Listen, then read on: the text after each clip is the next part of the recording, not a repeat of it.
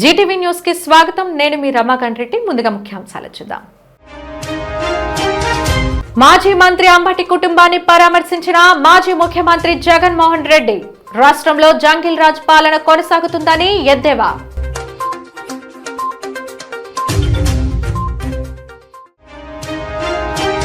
సంతృప్తి అసంతృప్తి నడుమ సాగిన జీవీఎంసీ బడ్జెట్ కౌన్సిల్ సమావేశం. 4180 కోట్ల రూపాయల బడ్జెట్ ప్రజా ఆమోదకరంగా ఉందన్న మేయర్ పీలా శ్రీనివాస్.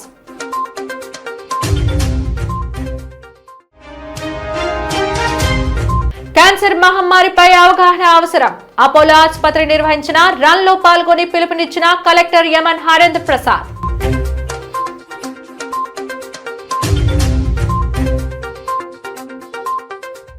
మాజీ మంత్రి అంబటి రాంబాబు కుటుంబ సభ్యుల్లో వైఎస్ఆర్ కాంగ్రెస్ పార్టీ అధ్యక్షులు మాజీ ముఖ్యమంత్రి వైఎస్ జగన్మోహన్ రెడ్డి పరామర్శించారు.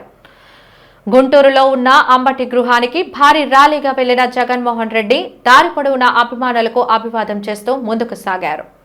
పరామర్శ అనంతరం జగన్మోహన్ రెడ్డి మీడియాతో మాట్లాడారు. రాష్ట్రంలో ప్రస్తుతం జంగిల్ రాజ్ పాలన కొనసాగుతుందన్నారు.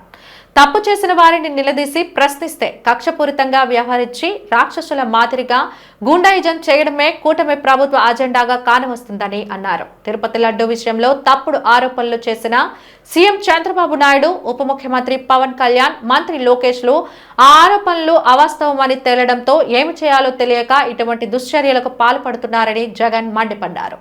ఇంతటి ఘోరం జరుగుతుంటే పోలీసులు చోద్యం చూస్తూ అధికార పార్టీ నేతలకు కొమ్ము కాశారని ఆగ్రహం వ్యక్తం చేశారు.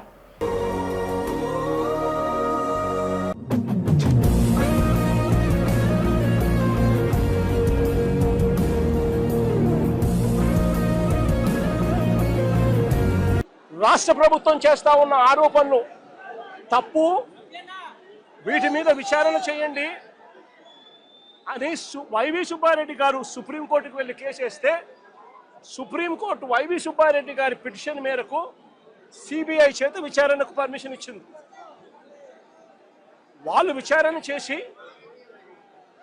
వీళ్ళెవరూ తప్పు చేయలేదు అని చెప్పి నిర్ధారించి ఎన్డీడీబీ, ఎన్డీఆర్ఐ ల్యాబుల సర్టిఫికెట్ను కూడా పొందుపరిచి క్లీన్ చిట్లు ఇస్తే చంద్రబాబు నాయుడు గారు అనే వ్యక్తి, పవన్ కళ్యాణ్ అనే వ్యక్తి, నారా లోకేష్ అనే వ్యక్తి, ఇంకా ఇటువంటి అన్యాయస్తులు ఎవరైతే ఉన్నారో వీళ్ళంతా కూడా చేసిన తప్పుకు చంపలేసుకొని ప్రజలకు, వెంకటేశ్వర స్వామికి చేసిన తప్పులకు లెంపలేసుకొని క్షమాపణ కోరాల్సింది పోయి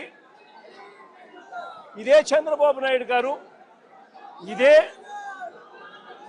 ఇదే లోకేష్ అనే చంద్రబాబు నాయుడు గారి కొడుకు, ఇదే పవన్ కళ్యాణ్ అనే ఇంకొక వ్యక్తి, వీళ్ళంతా కూడా కూడబలుపుకొని మళ్ళీ అదే అబద్ధాలను నిజమనిపించే విధంగా చెప్పాలని చెప్పి గోబల్స్ ప్రచారం చేయాలి అన్న దుర్బుద్ధితో, దురాలోచనతో వక్రీకరిస్తూ ఏకంగా ఫ్లెక్సీలు పెడతారు. నేను అడుగుతా ఉన్నా, తప్పుడు సమాచారాలతో, తప్పుడు విషయాలతో కుల మతాలను రెచ్చగొట్టే విధంగా అబద్ధాలతో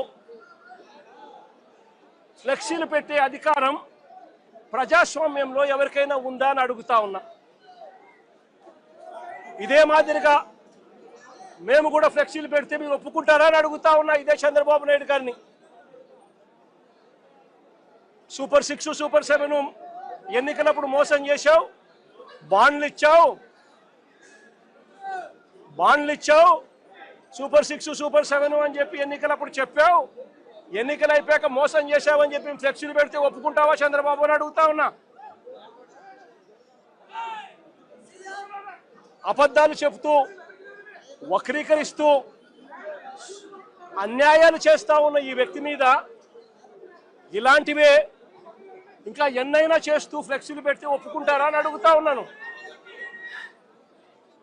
అబద్ధాలు చెబుతూ, మోసం చేస్తూ, వక్రీకరిస్తూ, దుర్బుద్ధితో ఫ్లెక్సీలు పెట్టి భావోద్వేగాలను రెచ్చగొట్టే కార్యక్రమం ఒకవైపున చేస్తూ మరోవైపున చంద్రబాబు నాయుడు గారిని ఏకంగా సిబిఐ తన ఛార్జ్ షీట్ వేసిన నేపథ్యంలో ఎన్డీడీబీ ఎన్డీఆర్ఐ రెండు కూడా ల్యాబ్ సర్టిఫికెట్లు ఎటువంటి గొడ్డు మాంసము, ఎటువంటి కొవ్వు, ఎటువంటి జంతువుల కొవ్వు, ఎటువంటి మాంసము, ఎటువంటిది లేదు అని చెప్పి ఇచ్చిన సర్టిఫికెట్లు ఒక వైపున ఇస్తే,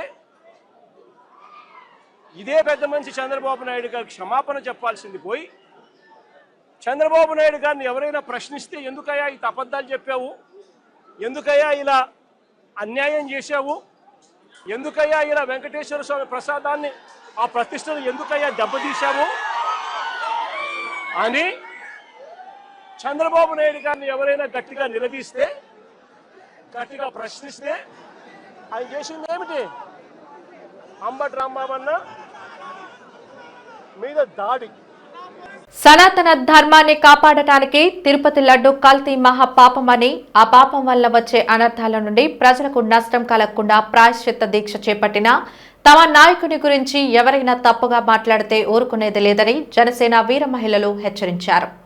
విశాఖ దక్షిణ నియోజకవర్గం జనసేన కార్యాలయంలో ఏర్పాటు చేసిన విలేకరుల సమావేశంలో పసుపులేటి ఉషా కిరణ్ సహా వీర మహిళలు మాట్లాడుతూ, కలియుగ దైవం తిరుమల తిరుపతి వెంకటేశ్వర స్వామిని దర్శించుకున్న ప్రతి ఒక్కరూ లడ్డూ ప్రసాదం రుచిని కోరుకుంటారని, ఎంతో పవిత్రత కలిగిన లడ్డూలో కల్తీ జరిగిందని, జంతువుల కొవ్వు కలిసిందని ఆనాడు వచ్చిన రిపోర్ట్ ఆధారంగా పవన్ కళ్యాణ్ చేపట్టిన ప్రాయశ్చిత్త దీక్షను తప్పుపడుతున్న వైసీపీ నేతల పాపాలకు ఆ దేవుడు ఎప్పటికైనా శిక్షిస్తాడని అన్నారు.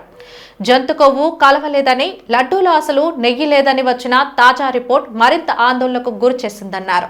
అత్యంత ప్రమాదకర రసాయనాల మిలీనంతో తయారు చేయబడిన లడ్డూ గురించి వైసీపీ నేతలు ఏమి చెబుతారని ప్రశ్నించారు. సుప్రీంకోర్టు దాన్ని సుముటోగా తీసుకున్న తర్వాత ఒక 4-5 రోజుల క్రితం ఒక రిపోర్ట్, ఒక నివేదిక తయారు చేసింది. ఆ నివేదికలో అసలు ఆ లడ్డూ తయారు చేయడానికి నెయ్యి అనే పదార్థం ఏమీ ఉపయోగించలేదు అన్న రిపోర్ట్ వచ్చింది. దానికి వైఎస్ఆర్ కాంగ్రెస్ పార్టీ వాళ్ళు వక్రీకరిస్తూ ఆ రోజు మేము చేసిందేదో తప్పు అన్న విషయాన్ని మాట్లాడుతున్నారు. మేము ఒకటే తెలియజేస్తున్నాం, జంతువుల కొవ్వు కన్నా కూడా ఇంకా ప్రమాదకరమైనటువంటి రసాయనాలు మోనోగ్లిజరైడ్స్ అనేవి ఒక కొవ్వుని 200 నుంచి 250 సెంటీగ్రేడ్ల మీద వేడి చేస్తే మోనోగ్లిజరైడ్స్ ఫామ్ అవుతాయి. మోనోగ్లిజరైడ్స్ కానివ్వండి, లాక్టిక్ యాసిడ్ కానివ్వండి, ఎసిటిక్ యాసిడ్ కానివ్వండి, బీటా కెరోటిన్ కానివ్వండి, పామ్ కెర్నల్ ఆయిల్, ఇవన్నీ మిక్స్ చేసి ఒక ద్రవాన్ని తయారు చేస్తే ఆ ద్రవం చూడడానికి ఆవు నెయ్యిలాగా అనిపిస్తుంది, స్మెల్ కూడా ఆవు నెయ్యిలాగా వస్తుంది తప్పించి పూర్తిగా అవి రసాయనాలే. అంటే కోట్లాది మంది ప్రపంచవ్యాప్తంగా మరి కలియుగ దైవంగా భావించే వెంకన్న స్వామి లడ్డూ విషయంలో ఇంత ఘోర అపరాధాన్ని చేసినటువంటి వైఎస్ఆర్ కాంగ్రెస్ పార్టీ వాళ్ళని మరి ప్రజలైతే తప్పకుండా శిక్షిస్తారు. ఒకవేళ ఈ రోజుకి ఏ శిక్ష జరగకపోయినా రేపు దైవ సన్నిధిలో తప్పనిసరిగా నరకంలో వాళ్ళు మాత్రం ఈ బాధను అనుభవించాల్సిన అవసరం తప్పకుండా వస్తుందన్న విషయాన్ని తెలియజేస్తూ, మరి ఏదైతే ఎన్డీడీబీ రిపోర్ట్స్ ప్రకారం పవన్ కళ్యాణ్ గారు ప్రాయశ్చిత్త దీక్ష చేస్తే అవహేళన చేస్తున్నారు. ఈరోజు మేము జనసేన పార్టీ తరపు నుంచి మేము ఒకటే అడుగుతున్నాం, నిజంగా మీకు చిత్తశుద్ధి ఉంటే ఆనాడు ముఖ్యమంత్రిగా ఉన్నటువంటి వ్యక్తికి సనాతన ధర్మం మీద చిత్తశుద్ధి ఉంటే మరి ముఖ్యమంత్రి స్థాయిలో ఉన్నటువంటి వ్యక్తి తన భార్యతో కలిసి తిరుమల తిరుపతి వెంకన్న స్వామి బ్రహ్మోత్సవాలకి పట్టు వస్త్రాలు సమర్పించాల్సినటువంటి ఆనవాయితీ ఉన్నటువంటి మన రాష్ట్రంలో ఏనాడన్నా నీ భార్యను తీసుకుని ఒక్కసారన్నా తిరుమల తిరుపతి స్వామి దర్శనం చేసుకున్నావా? డిక్లరేషన్ మీద సైన్ చేస్తేనే అన్యమతస్కులు వెళ్ళాలనే సిద్ధాంతానికి తూట్లు పొడిచి అక్కడ కూడా ఆ నిబంధనలను పాటించకుండా గతంలో ఏవైతే మరి అంతర్వేదిలో ఉన్నటువంటి రథం కాలిపోతుంటే ఎవడో పిచ్చోడు వచ్చి కాల్చేశాడన్నారు. మరి విజయనగరంలో ఉన్నటువంటి రామతీర్థంలో రాముల వారి తల నరికేస్తే, విగ్రహాల తల నరికేస్తే అది కూడా ఏదో బాధ్యత లేనట్లుగా మాట్లాడారు. అలాగే కనకదుర్గమ్మ అమ్మవారి ఉత్సవ విగ్రహాలకు సంబంధించినటువంటి సింహాసనానికి అపచారం జరిగితే అది కూడా బాధ్యత లేకుండా ఉన్నట్టు మాట్లాడారు. పవన్ కళ్యాణ్ గారు మొదటి నుంచి ఒకటే చెప్తున్నారు, మన మతాన్ని మనం గౌరవించుకుందాం, ఇతర మతాలను కూడా ఆదరిద్దాం అన్న ఆలోచన తప్పించి వేరే ఉద్దేశం లేదు. కానీ గత వైఎస్ఆర్ కాంగ్రెస్ పార్టీ అధికారంలో ఉన్న సమయంలో మరి కేవలం సనాతన సాంప్రదాయాన్ని తక్కువ చేసి చూడాలన్న ఆలోచనతోనే ఇన్ని సంఘటనలు జరుగుతున్నా ఒక ముఖ్యమంత్రి స్థానంలో ఉన్న వ్యక్తి చేయగలిగి దాని మీద ఎంక్వైరీ చేయగలిగి ఎవరు దాని మీద అలా చేశారు అనే దాన్ని పట్టుకోగలిగిన స్థాయిలో ఉన్న వ్యక్తి అయ్యుండి కూడా ఉదాసీనంగా వ్యవహరించడానికి కారణం హైందవ సాంప్రదాయం మీద ఉన్నటువంటి చిన్న చూపు తప్పించి ఇంకా వేరే ఏమీ లేదన్న విషయాన్ని తెలియజేస్తూ పవన్ కళ్యాణ్ గారు చేసినటువంటి సనాతన సాంప్రదాయాన్ని కాపాడాలని ఆలోచన చేసినటువంటి పవన్ కళ్యాణ్ గారి గురించి నోరు అదుపులో పెట్టుకుని మాట్లాడవలసిందిగా కోరుతున్నాం. ఇటీవల కేంద్ర మంత్రి నిర్మలా సీతారామన్ ప్రవేశపెట్టిన బడ్జెట్ లో దళిత ఆదివాసీల అభివృద్ధి ప్రస్తావన లేకపోవడం అత్యంత బాధాకరమని దళిత నేతలు ఆవేదన వ్యక్తం చేశారు. దళిత హక్కుల పోరాట సమితి, కుల వివక్ష వ్యతిరేక పోరాట సమితి సంయుక్తంగా అంబేద్కర్ భవన్ లో ఏర్పాటు చేసిన విలేకరుల సమావేశంలో ఆయా సంఘాల నాయకులు మాట్లాడుతూ 53 లక్షల కోట్ల రూపాయల బడ్జెట్ కేటాయింపులో దళితులకు ఆదివాసీల అభ్యున్నతికి ప్రస్తావన లేకపోవడం అన్యాయమన్నారు. దేశ జనాభాలో 25% ఉన్న దళిత ఆదివాసీలను ఇప్పటికీ ఓటు బ్యాంక్ మాదిరిగానే వాడుకోవడం సమంజసం కాదని విమర్శించారు. స్వాతంత్ర్యం వచ్చినప్పటి నుండి తమను చిన్నచూపు చూస్తూ అభివృద్ధిని అందనంత ఎత్తున వదిలేస్తున్నారని ఆరోపించారు. అన్ని రంగాల్లో తమ వారు సత్తా చూపిస్తూ దేశానికి ఎలనేని పేరు ప్రఖ్యాతులు తెస్తూ సేవలు అందిస్తున్నారని గుర్తు చేశారు. ఇప్పటికైనా కేంద్ర రాష్ట్ర ప్రభుత్వాలు కళ్లు తెరిచి దళిత ఆదివాసీ ప్రజల అభ్యున్నతికి పాటుపడాలని డిమాండ్ చేశారు. రాష్ట్ర ప్రభుత్వాల ప్రజా వ్యతిరేక విధానాలు నశించాలి. కేంద్ర రాష్ట్ర ప్రభుత్వాల ప్రజా వ్యతిరేక విధానాలు ఈ రాష్ట్రంలో అవనివ్వని, ఈ దేశంలో అవనివ్వని, ఇది కార్పొరేటర్ బడ్జెట్, ఇది మామూలు పేదల బడ్జెట్ కాదు. ఇది ప్రతి విషయంలో మాకేంటంటే ఈ దళితులకి అన్యాయాలు తెల్లవారితే పేపర్లో కానీ ఎక్కడ చూసినా ఒక మణిపూర్ మొదలుకొని శ్రీకాకుళం నుండి ఇచ్చాపురం వరకు తడా వరకు అన్ని 29 రాష్ట్రాల్లో కూడా దళితులకి మానభంగాలు, రకరకాల చిత్రహింసలు చేసి చివరికి రిజర్వేషన్ కూడా అడ్డుకొని వాళ్ళకి ఏంటంటే అదానీకి మా తర్వాత అంబానీకి వాళ్ళ చేతిలో పెట్టి ఈ దేశాన్ని, ఈ రాష్ట్రాన్ని వాళ్ళు ఏంటంటే చెప్తున్నారు. సామాన్యంగా మాకు రిజర్వేషన్ లేదు, మా డిఎస్పిఎస్, కేవీపీఎస్ కూడా మేము ఎప్పుడు కూడా మా స్లోగన్ ఏంటంటే దళితులకి సుమారు ఒక 3 ఎకరాలు పొలం ఇవ్వాలని, ఆ తర్వాత ఏంటంటే ఒక 3 సెంట్లు స్థలం ఇల్లు కట్టుకోవడానికి ఇవ్వాలని, ఈ దేశంలో మేము మనుషులుగా మాకు ఒక గుర్తింపు ఇవ్వాలని అన్నప్పుడు కూడా వాళ్ళ బాత్రూములంతా కూడా లేదు. ఒక సెంటు భూమి వాళ్ళకి 500 ఎకరాల్లో వాళ్ళకి ఇల్లులు కావాలి, మాకు సెంటు భూమి అది కూడా పట్టా ఇవ్వరు. లేనిపోయినట్టు మధ్యలో ఆపేస్తుంటారు ప్రభుత్వాలు మారుతుంటే. ఈరోజు మాకు హీనంగా చూస్తున్నారు. ఇలాగైతే తిరగబడే రోజు వస్తుంది.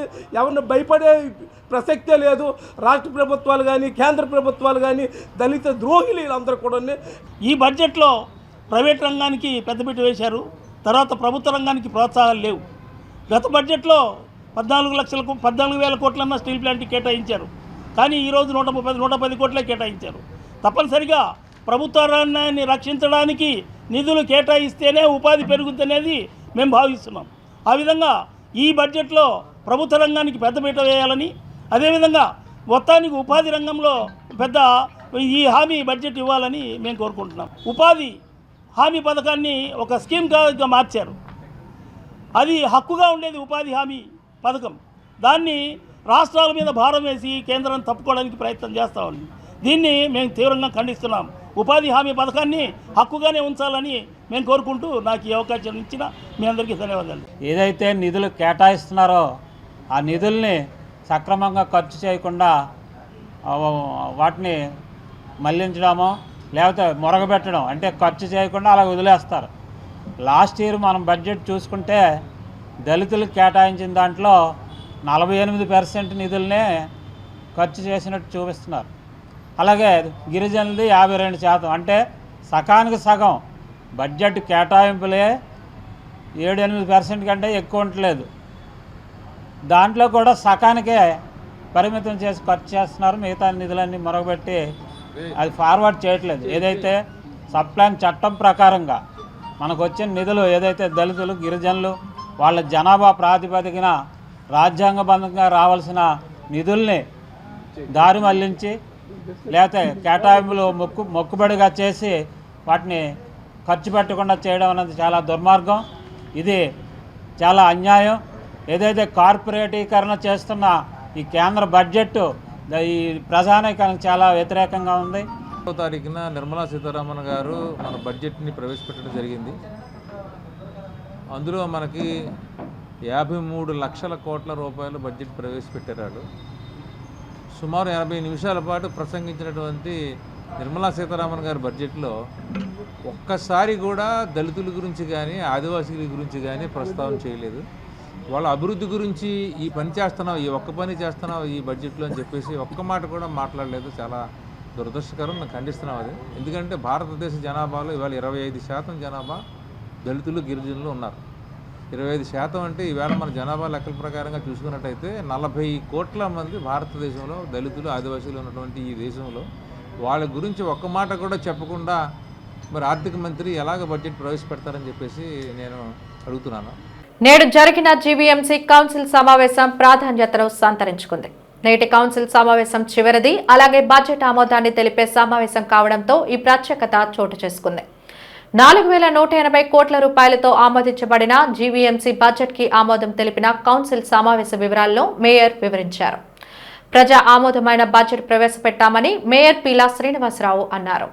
24 గంటలు మంచినీరు అందించే అమృత్ పథకానికి నిధులు ఎక్కువ కేటాయించామన్నారు. ముంబై తరహాలో విశాఖ మురికివాడలో పేదలకు అపార్ట్మెంట్స్ నిర్మిస్తామన్నారు. ఇదిలా ఉండగా కార్పొరేటర్లకు గిఫ్ట్ కూపన్లు ఇచ్చే అంశం జీవీఎంసీ నిబంధనల్లో ఎక్కడా లేదని, ప్రజాధనాన్ని దుర్వినియోగం చేస్తున్నారని, ఈ అంశంపై తాను లోకాయుక్తికి వెళ్తున్నానన్నారు జనసేన కార్పొరేటర్ పీతల మూర్తి యాదవ్. బడ్జెట్ పేరుతో అంకెల గారడీ చేశారని, జీవీఎంసీ నిధులు అంతా కూడా సీఎం చంద్రబాబు నాయుడు పట్టుకుపోతున్నారని, విశాఖను కేవలం సదస్సులు సమావేశాలకు పరిమితం చేసి నిధుల కేటాయింపులో మొండి చేయి చూపిస్తున్నారని సిపిఎం ఫ్లోర్ లీడర్ గంగారాం ఆరోపించారు.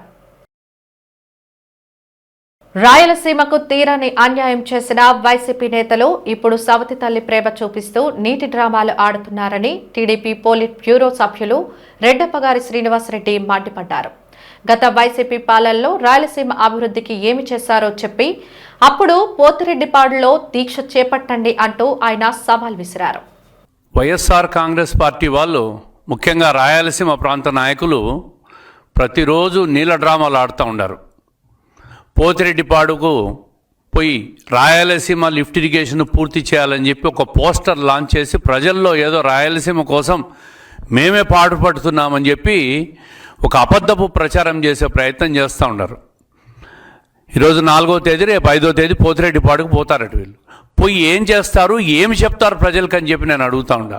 కడప జిల్లా వాసిగా చెప్తున్నా, కడపకు జిల్లాకు కూడా అన్ని రకాలుగా అన్యాయం చేసింది, మోసం చేసింది, జీవోలు ఇచ్చి ప్రాజెక్టులను క్యాన్సిల్ చేసిన ఘనత ఒక జగన్మోహన్ రెడ్డి గారిదే.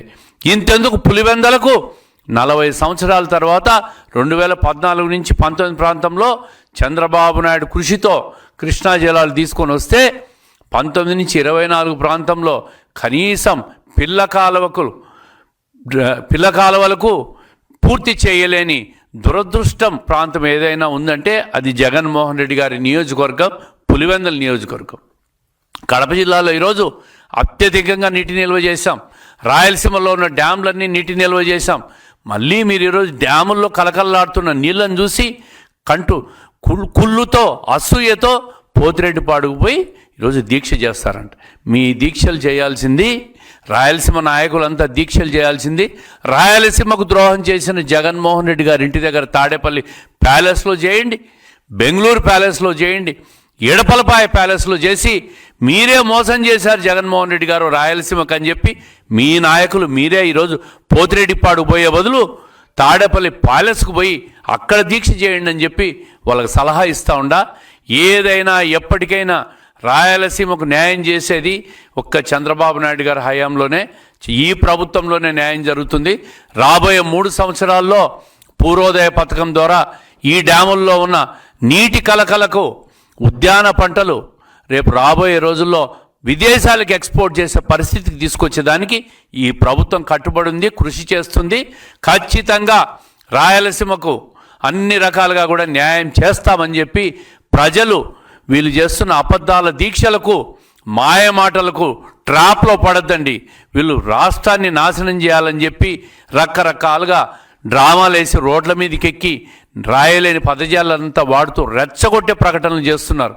దయచేసి తెలుగుదేశం క్యాడర్ కానీ, కూటమి ప్రభుత్వంలో ఉన్న నాయకులు కానీ, ప్రజలు కానీ వాళ్ళ ట్రాప్లో పడకుండా జాగ్రత్తగా అభివృద్ధి వైపు ముందుకు తీసుకుపోయేదానికి ప్రభుత్వానికి సహకారం ఇవ్వండి అని చెప్పి మనస్ఫూర్తిగా రాష్ట్ర ప్రజలను కోరుకుంటున్నా. దక్షిణ నియోజకవర్గం ఎమ్మెల్యే వంశీకృష్ణ శ్రీనివాస్ జన్మదినాన్ని పురస్కరించుకొని నియోజకవర్గంలో ముందస్తు వేడుకలు ప్రారంభమయ్యాయి. అందులో భాగంగా ఆయన అభిమానులు పలు సేవా కార్యక్రమాలు నిర్వహించారు. 35వ వార్డు జనసేన ఇన్ఛార్జ్ కోసూరి శ్రీనివాసరావు ఆధ్వర్యంలో లాసన్స్ బే కాలనీ శాంతి ఆశ్రమంలో మూగా చెవిటి పిల్లల దగ్గర బర్త్డే కేక్ కట్ చేసి పిల్లలందరికీ మధ్యాహ్నం భోజనం, పండ్లు, బిస్కెట్ ప్యాకెట్స్ పంపిణీ చేశారు. ఈ సందర్భంగా కోసూరు శ్రీనివాసరావు మాట్లాడుతూ బీసీ వర్గాల నుంచి వచ్చి ఎంతో కష్టపడి ఎమ్మెల్యేగా గెలిచి నిరంతరం ప్రజలకు అందుబాటులో ఉంటూ వారి సమస్యలు తెలుసుకొని వాటి పరిష్కారానికై పాటుపడుతున్న నాయకుడు వంశీకృష్ణ శ్రీనివాస్ అని కొనియాడారు. ఉత్తరాంధ్ర రాష్ట్రీయ సమితి అధ్యక్షుడు రాజుగౌడ్ యాతా మాట్లాడుతూ ఎమ్మెల్యే వంశీకృష్ణ శ్రీనివాస్ జన్మదినాన్ని దక్షిణ నియోజకవర్గ ప్రజలు ఒక పండుగలా జరుపుకుంటున్నారని అన్నారు. అదేవిధంగా ఆయన అందించే సేవలు వర్ణనాతీతమన్నారు.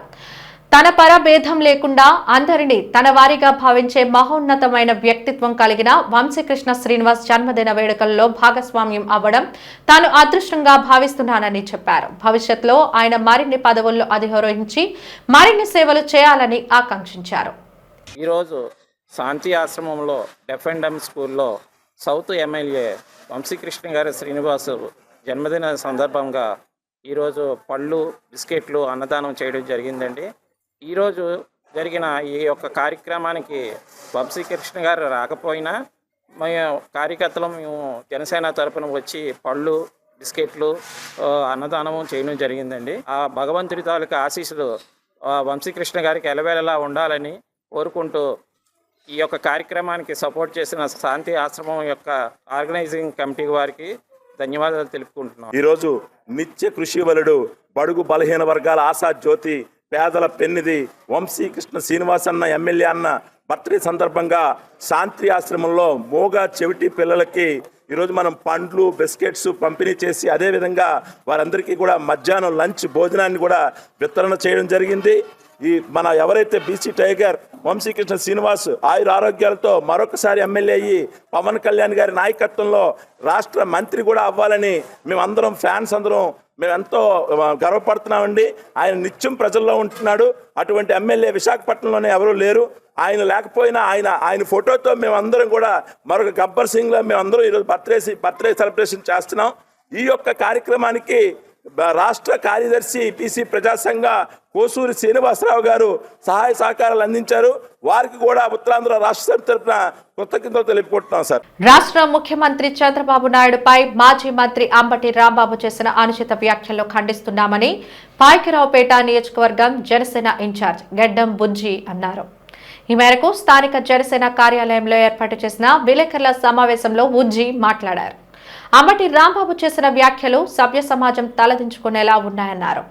ఒక మంత్రిగా పనిచేసిన అంబటి విచక్షణ కోల్పోయి రాష్ట్ర ముఖ్యమంత్రి హోదాలో ఉన్న వ్యక్తిని దుర్భాషలాడడం నీచమైన వక్రబుద్ధికి నిదర్శనంగా పరిగణించాలని అన్నారు.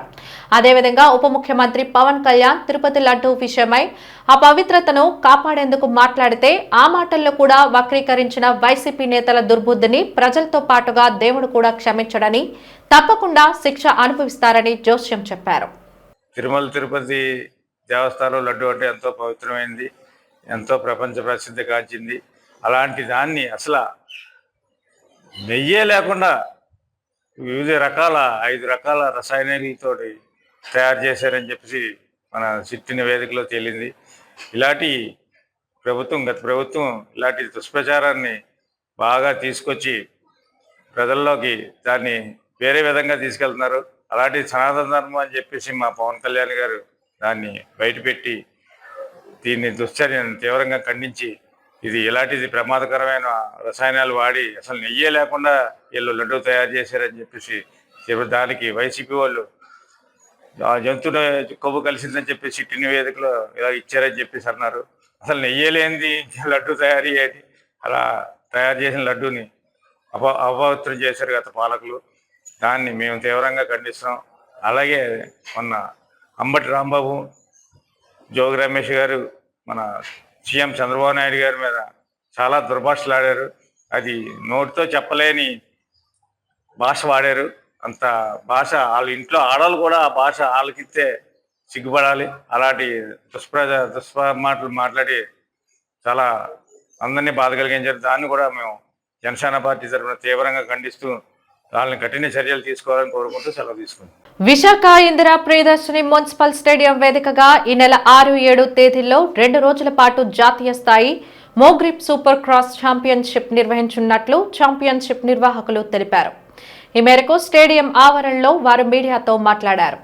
ఆంధ్ర రాష్ట్రంలో జరుగుతున్న మొట్టమొదటి మోటార్ బైక్ రేసింగ్ ఛాంపియన్షిప్ గా ఈ పోటీ రికార్డు కైవసం చేసుకుందన్నారు. ఇప్పటి వరకు జరిగిన సూపర్ క్రాస్ లో ఇంతటి మంచి అనువైన విశాలమైన మైదానం విశాఖలో లభ్యమవడం ఆనందంగా ఉందన్నారు. స్పోర్ట్స్ అథారిటీ ఆఫ్ ఆంధ్రప్రదేశ్ వారి సహకారంతో జరగనున్న ఈ రేసింగ్ లో సుమారు 130 మందికి పైగా రేసర్లు పాల్గొనున్నారని, అందులో 3 దేశాల నుండి సీనియర్ రేసర్లు కూడా ఉన్నారన్నారు. 6వ తేదీ సాయంత్రం వివిధ విద్యుత్ వెలుగుల నడుమ ఊహకందని ఫీట్లు, పలు ప్రదర్శనలతో ప్రారంభోత్సవం ఘనంగా జరగనుందని, 7వ తేదీన అందరినీ అపురపరిచే రేసర్ల ఛాంపియన్షిప్ నిర్వహించబడుతుందని పేర్కొన్నారు.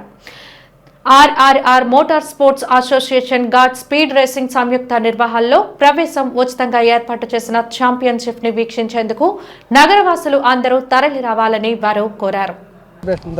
ఈ మోటార్ బైక్ ఈవెంట్ చేస్తున్నాం అండి. ఫస్ట్ టైం మన స్టేట్లోనే ఫస్ట్ టైం ఇది జరుగుతుందండి. దీనికి ఆల్ ఓవర్ ఇండియా నుంచి 130 ప్లేయర్స్ వస్తున్నారండి. 130 players along with 3 international players కూడా 3 కంట్రీస్ ఇంటర్నేషనల్ ప్లేయర్స్ వస్తున్నారు ఇక్కడ. దీనికి శ్యామ్ కొఠారి అండి, మిస్టర్ శ్యామ్ కొఠారి, ఇది గాడ్ స్పీడ్ తరపున వీళ్ళు మేము కలిపి చేస్తున్నాం తను. This is the 6th and final round of the National Supercross Championship. This is the first time we are coming to Visakhapatnam, and I'm glad to say that this is the biggest track we've ever done in Supercross history. So this is almost a kilometer long with 14 jumps, with a tabletop, with whoop-de-doos. We're expecting about 100 odd riders to participate in this 9 category event. The event starts at about 5:30 on the 7th, and it's going to be a night race. We will have pyro, we will have firecrackers, we have stunt shows, and of course the close racing, since it's the last round of the championship. Now coming to Vizag, Raja sir has asked us to come and have an event over here, because this part of the country needs a lot of motorsporting activities, and it's thanks to him and Triple R that we are here, and looks like we are going to have a great event considering what response we are getting from the public. We have been continuously getting phone calls as to where the passes will be available, what is the entry. So the entry is free. We want to keep it open for everybody, and so that more and more people can come and enjoy the sport. And as I said, since it's the last round of the championship, the racing is going to be very close and fierce. We like to thank, of course, Triple R, Raja sir and Rahul to help us in making this successful. And we are, as I said again, Godspeed and Triple R have come in collaboration to form this event. And thanks to the Andhra Pradesh Sports Authority for letting us have this event, and of course thanks to the police and all the services who are helping us make this event successful. Siripuram ఉడా children's arena వేదికగా అంతర్జాతీయ శ్రీకృష్ణ చైతన్య సంస్థ ISKCON అనుబంధ విద్యా సంస్థ divine touch పాఠశాల 15వ వార్షికోత్సవం ఘనంగా జరిగింది.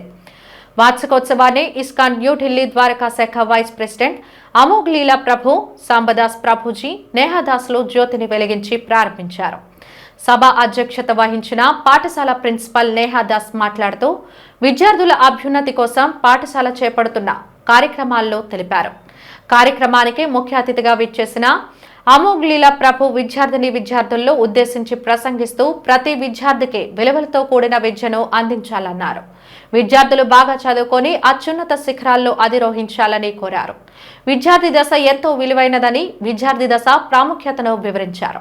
ఇస్కాన్ విశాఖ నగర శాఖ అధ్యక్షులు సాంబదాస్ ప్రభుజీ మాట్లాడుతూ ప్రతి విద్యార్థి చదువుకోవడమే కాకుండా ఆధ్యాత్మిక చింతన కూడా అలవర్చుకోవాలన్నారు. ఈ విషయంలో తల్లిదండ్రుల ప్రోత్సాహం మెండుగా ఉండాలని విజ్ఞప్తి చేశారు.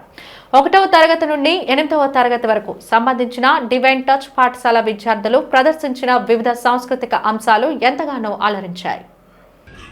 అభివృద్ధి జరిగింది, తల్లిదండ్రులు ఉత్తములుగా తీర్చిదిద్దబడే అంశం పైన వారి సందేశాన్ని మనం విందాం.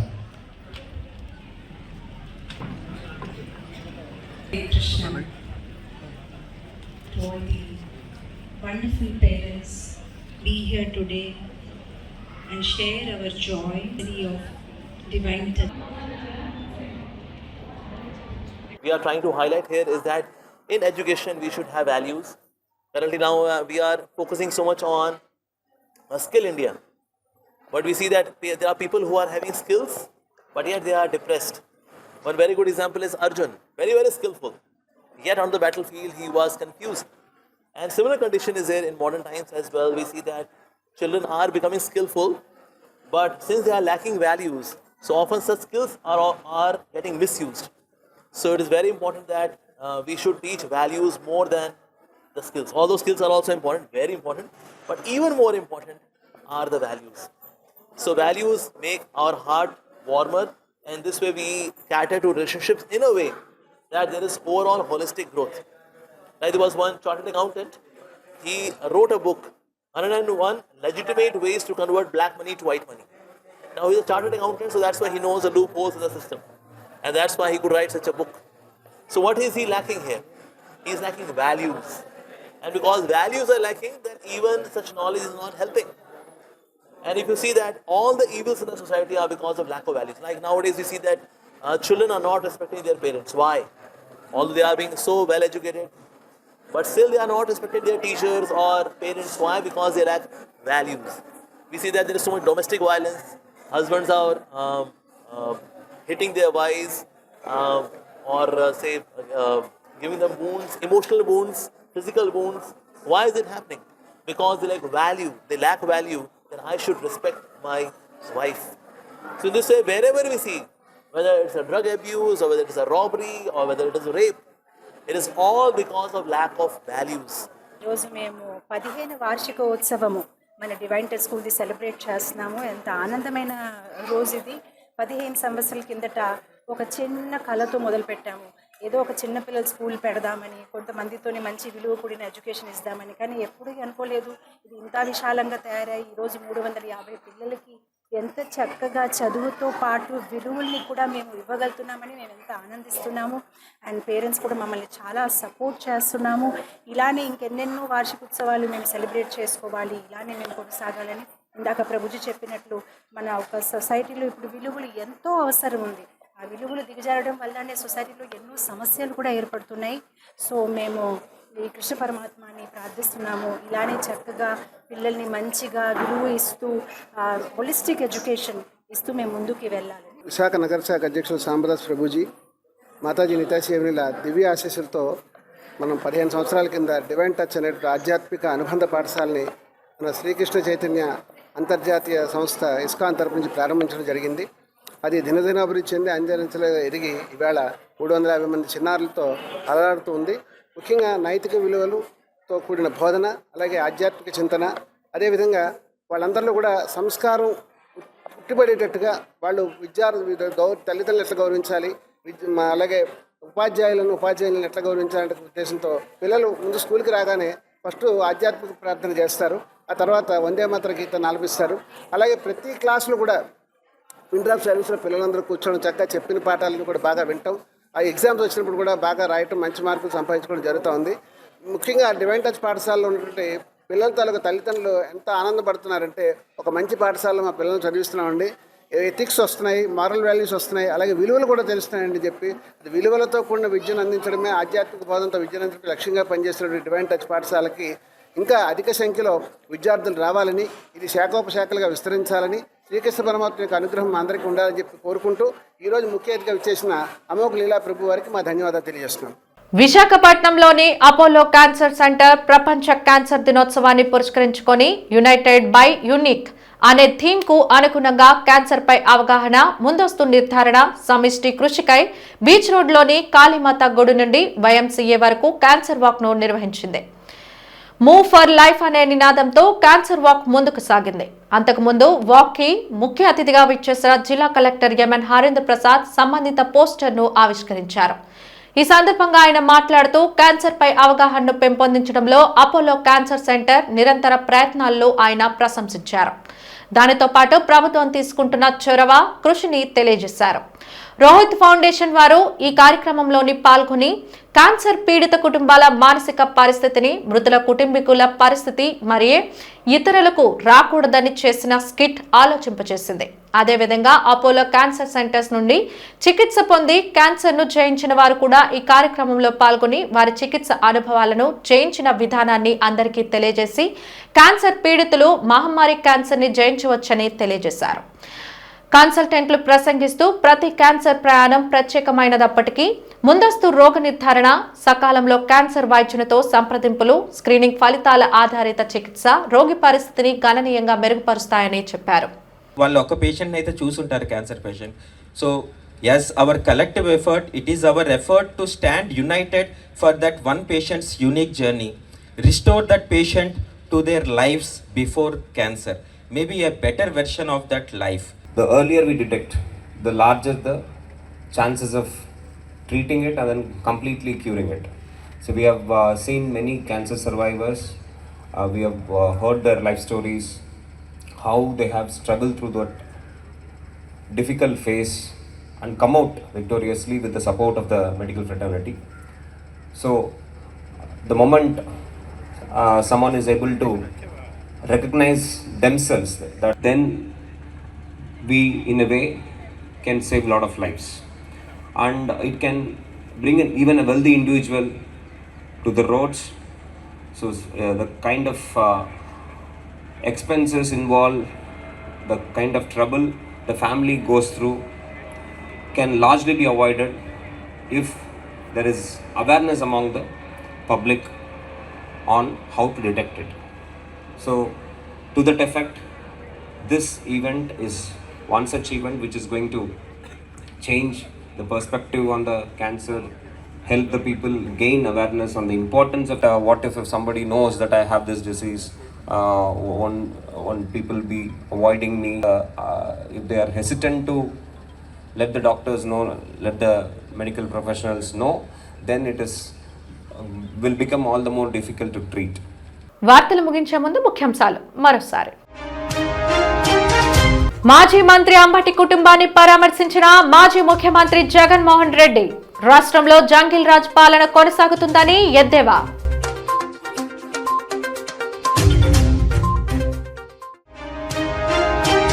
సంతృప్తి అసంతృప్తి నడుమ సాగిన జీవీఎంసీ బడ్జెట్ కౌన్సిల్ సమావేశం. 4180 కోట్ల రూపాయల బడ్జెట్ ప్రజా ఆమోదకరంగా ఉందన్న mayor Peela Srinivas.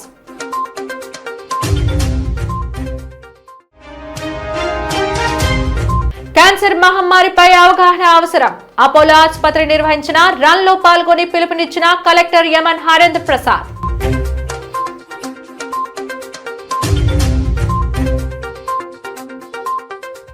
Zee TV news ఇంతటితో సమాప్తం. నమస్కారం.